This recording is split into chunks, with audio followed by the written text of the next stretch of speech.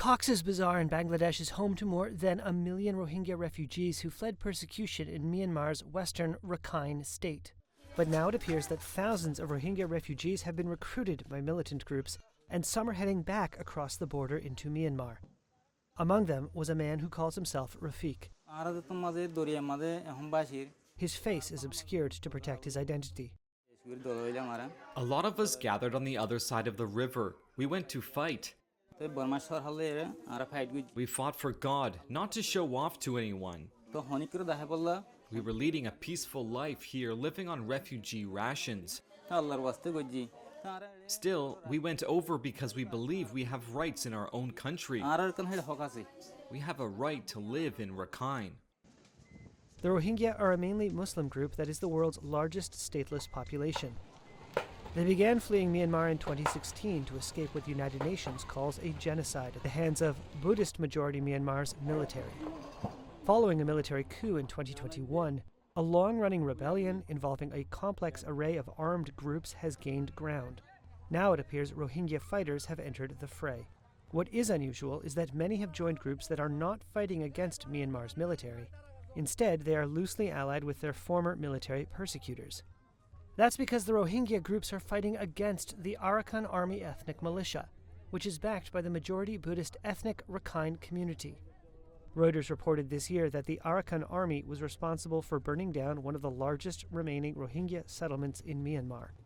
Reuters also reported that one of the largest Rohingya militant groups, the Rohingya Solidarity Organization, had reached a, quote, battlefield understanding to fight alongside the Myanmar military. It's what could be described as a case of my enemy's enemy is my friend. Abu Afna is one former fighter.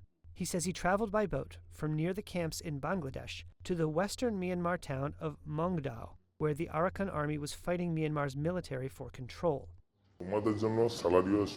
There, he says, he was housed and armed by junta troops. His voice has been distorted to protect his identity. When I was fighting alongside the junta army, I felt these were the same people who raped and killed our mothers and sisters. And the people I was fighting against were the reason our nation was ruined completely. Our main enemy was not the Myanmar government, but the Rakhine community. Afna says one of the incentives for joining up was that the junta was offering citizenship. But he says his commander kept promising citizenship cards, but they never came. Bangladesh's government did not respond to questions, while the junta denied in a statement that it had conscripted any Muslims. It said Muslim residents had requested protection and that it had provided basic military training to help them defend their villages and regions. Reuters interviewed 18 people who described the rise of insurgent groups inside Bangladesh's refugee camps and reviewed 2 internal briefings on the security situation written by aid agencies in recent months.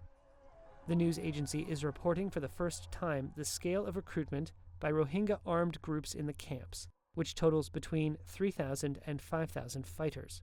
One security source said the emergence of trained Rohingya fighters and weapons in and around the camps is something Bangladesh regards as a ticking time bomb. Some 30,000 children are born each year into deep poverty in the camps, where violence is rife. That's raised concerns that disillusioned refugees could be drawn by non-state actors into militant activities and criminal enterprises.